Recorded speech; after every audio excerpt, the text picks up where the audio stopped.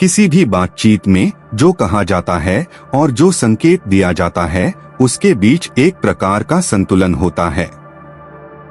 मानवीय भाषा केवल शब्दों पर आधारित नहीं है, बल्कि इरादों, अभिव्यक्तियों और चुप्पियों पर भी आधारित होती है। और इसी अस्पष्ट क्षेत्र में अक्सर हेरफेर पनपता है। चालाक लोग इसी धुंधलेपन में महारत हासिल करते हैं, जहां कही गई बातों की कई तरीकों से व्याख्या हो सकती है और जो नहीं कहा जाता वह मौन नियंत्रण की जगह देता है।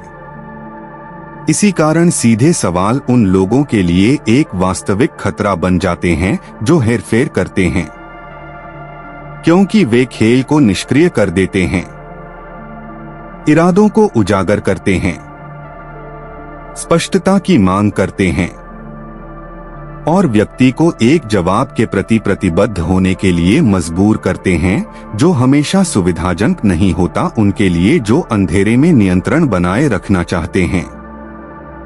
हेरफेर की मूल भावना अस्पष्टता में निहित है। हेरफेर करने वाले स्पष्ट बयान देने से बचते हैं, क्योंकि स्पष्ट शब्दों को बाद में चुनौती दी जा सकती है। वे सुझाव, संकेत, नजरों और आधे अधूरे वाक्यों को प्राथमिकता देते हैं। इससे किसी भी टकराव की स्थिति में वे खुद को बचा सकते हैं, यह कहकर कि तुमने गलत समझा, मेरा मतलब वो नहीं था, या तुम ज्यादा प्रतिक्रिया दे रहे हो। इस तरह का संचार उन्हें दूसरों को बिना नेता की तरह दिखे नियंत्रित करने देता है। वे एक समानांतर वास्तविकता बनाते हैं जहां सब कुछ लचीला होता है सिवाय उनकी इच्छा के। और जब कोई सीधा सवाल पूछता है, यह पूरी संरचना टूटने लगती है। एक सामान्य स्थिति की कल्पना करें, कोई व्यक्ति आपसे दूरी बना रहा है, रिश्ते को लेकर अस्पष्ट है, अजीब तरह से व्यवहार कर रहा है। आप साफ साफ पूछते हैं, क्या तुम अभी भी मेरे साथ रहना चाहते हो?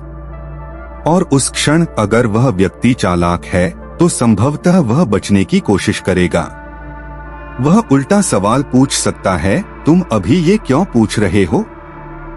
या किसी अस्पष्ट वाक्य से जवाब दे सकता है, मुझे लगता है तुम नाटकीय हो रहे हो। शायद ही वह सीधे सवाल का सामना करेगा, क्योंकि ऐसा करने से उसे एक स्थिति लेनी होगी, पत्ते टेबल पर रखने होंगे और यह चालाक व्यक्ति से उसकी सबसे मजबूत हथियार छीन लेता है, कथा पर नियंत्रण। हेरफेर करने वाले सीधे सवालों से नफरत करते हैं, क्योंकि सीधे सवाल अंधेरे कमरे में टॉर्च की तरह होते हैं। वे बातचीत के उन हिस्सों को रोशन कर देते हैं जिन्हें जानबूझकर छाया में रखा गया था। जब कोई पूछता है, क्या तुमने मुझसे झूठ बोला, क्या तुमने ऐसा कहा ताकि मुझे नियंत्रित कर सको, या तुम्हारा असली इरादा क्या था, वह दूसरे को धुंधले क्षेत्र से निकालकर सच के क्षेत्र में ला रहा होता है, या कम से कम एक तार्किक स्पष्टीकरण के लिए मजबूर कर रहा होता है। और हेरफेर करने वालों के लिए यह बेहद असहज होता है, क्योंकि जितना सच सामने आता है उतनी ही उनकी हेरफेर करने की क्षमता कम हो जाती है। भावनाओं को मोड़ना, संदर्भ बदलना या कहानियों को फिर से लिखना मुश्किल हो जाता है। सीधे सवाल सीमाएं भी तय करते हैं और हेरफेर करने वाले सीमाओं से घृणा करते हैं। वे ऐसे रिश्तों में बेहतर काम करते हैं जहां सब कुछ तरल हो, जहां नियम उनके हितों के अनुसार बदलते हों, जहां दूसरे लोग हमेशा उनकी जरूरतों के हिसाब से ढलते रहें। एक सवाल जैसे, तुम्हें पता था कि यह मुझे चोट पहुंचाएगा, फिर तुमने ऐसा क्यों कहा, हेरफेर करने वाले को अपने व्यवहार को मूल्यों की रूपरेखा में समझाने के लिए मजबूर करता है। और कई मामलों में एक ईमानदार जवाब उनके स्वार्थी, क्रूर या योजनाबद्ध इरादों को उजागर कर देता है। इसलिए उससे बचने के लिए वे 3 मुख्य रणनीतियों का सहारा लेते हैं: ध्यान भटकाना, उलटना और पीड़ित बनना। ध्यान भटकाने की रणनीति सबसे आम है। सीधे सवाल का सामना होने पर हेरफेर करने वाला विषय बदल देता है, समझने का नाटक करता है, अप्रासंगिक विवरणों पर फोकस करता है या किसी तीसरे व्यक्ति को चर्चा में खींच लाता है। सवाल, क्या तुमने मेरे बारे में किसी और से ऐसी बात की का जवाब हो सकता है, तुम हाल ही में इतने शक्की क्यों हो गए हो? या मुझे इस तरह से पूछताछ करना पसंद नहीं, ऐसा लगता है मैं अदालत में हूँ। यहाँ उद्देश्य सवाल को बेमतलब दिखाना है, बेतुका, बढ़ा चढ़ा हुआ। इस तरह ध्यान व्यवहार से हटकर पीड़ित की संवेदनशीलता पर आ जाता है। उलटने की रणनीति में हेरफेर करने वाला सवाल को आक्रमण में बदल देता है। जवाब देने की बजाय वह आरोप लगाता है। यदि आप कहते हैं, तुमने फिर से आखिरी समय में योजना क्यों रद्द की, तो वह जवाब दे सकता है, क्या तुम मुझे नियंत्रित करना चाहते हो, या तुम हमेशा सोचते हो कि सब कुछ तुम्हारे इर्द गिर्द घूमता है? यह तरीका भ्रम पैदा करता है, अस्थिरता लाता है और भूमिकाएं उलट देता है। सवाल पूछने वाला अब खुद को ही सफाई देते हुए पाता है। इससे उसकी स्थिति कमजोर होती है, आत्मविश्वास कम होता है और वह अगली बार टकराव से पहले 2 बार सोचता है। यह बातचीत पर नियंत्रण बनाए रखने का एक सटीक तरीका है। तीसरी रणनीति है पीड़ित बन जाना। जब सीधे सवाल का सामना होता है, हेरफेर करने वाला खुद को आहत, गलत समझा हुआ या अपमानित बताने लगता है। कह सकता है, मैं तुम्हारे लिए इतना कुछ करता हूँ और तुम मुझसे ये पूछते हो। या दुख होता है कि तुम मेरे बारे में ऐसा सोचते हो। इस तरह वह सवाल पर एक भावनात्मक भार डाल देता है। स्पष्टता मांगने का सरल कार्य एक व्यक्तिगत हमला बन जाता है। और फिर उद्देश्य वही है, पीड़ित को चुप कराना, उसे दोषी महसूस कराना इस बात के लिए कि उसने सवाल पूछा, संदेह किया या कोई सच सामने लाने की कोशिश की। सीधे सवाल हेरफेर करने वालों में एक विशेष डर भी जगाते हैं, कथा पर नियंत्रण खोने का डर। क्योंकि मूल रूप से हेरफेर तथ्यों की कहानी को अदृश्य स्याही से लिखने जैसा है। यह धारणाओं को आकार देता है, संदेह डालता है, निशान मिटाता है। एक स्पष्ट सवाल इन सबको उजागर कर सकता है, दूसरों को दिखा सकता है कि क्या चल रहा है। विरोधाभासों, झूठों या अर्धसत्यों को उजागर कर सकता है। और यह सब हेरफेर करने वाला किसी भी कीमत पर टालना चाहता है। उसे खेल को छिपाकर रखना है। और अच्छी तरह से रखे गए सवाल छिपी हुई चालों पर टॉर्च की रोशनी डाल देते हैं। इसीलिए हेरफेर वाले वातावरण में सीधे सवाल अक्सर हतोत्साहित किए जाते हैं। एक सूक्ष्म डर का माहौल होता है। लोगों को महसूस कराया जाता है कि कुछ सवाल नहीं पूछे जाने चाहिए, कि ज्यादा सवाल पूछना बदतमीजी है, कि शक करना कृतघ्नता है।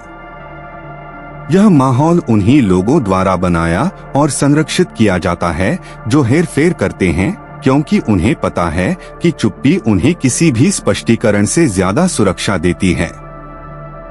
और जितने कम सवाल पूछे जाते हैं, उतने ही ज्यादा नियंत्रण के लिए जगह बनती है। सवालों की अनुपस्थिति में हेरफेर बढ़ता है। लेकिन यह याद रखना जरूरी है कि हर वो व्यक्ति जो सवालों से बचता है, वह खुद ब खुद हेरफेर करने वाला नहीं होता। कुछ लोग असुरक्षा, विवाद के डर या संप्रेषण की कठिनाई के कारण जवाब देने से बचते हैं। फर्क नियत का होता है। हेरफेर करने वाले सवालों से इसलिए बचते हैं ताकि फायदे की स्थिति बनाए रख सकें, ताकि वे वास्तविकता को अपनी सुविधा के अनुसार ढालते रहें, ताकि दूसरा व्यक्ति संदेह, अस्थिरता और प्रतीक्षा में फंसा रहे। स्वस्थ लोग संकोच कर सकते हैं, लेकिन वे पारदर्शिता को महत्व देते हैं, समझाने की कोशिश करते हैं, अपने कर्मों के प्रभाव को पहचानते हैं और उसकी जिम्मेदारी लेते हैं। सीधे सवाल पूछने का कौशल एक भावनात्मक आत्मरक्षा है। यह खेल को तोड़ने का तरीका है, निष्क्रियता से बाहर निकलने का रास्ता है, उस चीज को चेतना में लाने का तरीका है जिसे अब तक अवचेतन में हेरफेर किया जा रहा था। लेकिन इस औजार के काम करने के लिए साहस चाहिए, क्योंकि सीधे सवाल पूछना मतलब है खुद को सामने रखना। यह उस सच्चाई का जोखिम है जो चुभ सकती है, या कम से कम प्रतिरोध, गुस्से या उपेक्षा का सामना करना। कई लोग प्रतिक्रिया के डर से सीधे सवाल पूछने से बचते हैं और यही हेरफेर करने वाला चाहता है। उसे उम्मीद होती है कि आप पीछे हट जाएंगे, इसीलिए अपने भीतर की सुरक्षा को मजबूत करना जरूरी है। यह समझना कि सवाल पूछना आक्रामक नहीं है, अशिष्ट नहीं है। सवाल पूछना मतलब है समझना, अपनी अखंडता की रक्षा करना और ईमानदार संचार की मांग करना। जब आप दृढ़ता और सम्मान के साथ खड़े होते हैं, चाहे सामने चुप्पी हो या इनकार, आप एक अदृश्य सीमा खींचते हैं। मैं अनंत संदेह में जीने को तैयार नहीं हूँ, और यही सीमा हेरफेर टूटने की शुरुआत है। यह याद रखना जरूरी है कि सीधे सवाल आरोप लगाने वाले नहीं होने चाहिए। वे शांति से पूछे जा सकते हैं, तथ्यों पर ध्यान देकर, संवाद की गुंजाइश रखकर। लहजा मायने रखता है, मुद्रा मायने रखती है, पर सबसे जरूरी है सवाल पूछने के अधिकार को नहीं छोड़ना। किसी भी रिश्ते, व्यक्तिगत, पेशेवर या पारिवारिक में पूछने का अधिकार आत्मनिर्भरता का स्तंभ है। जब यह अधिकार छीन लिया जाता है, वह स्थान हेरफेर का उपजाऊ जमीन बन जाता है।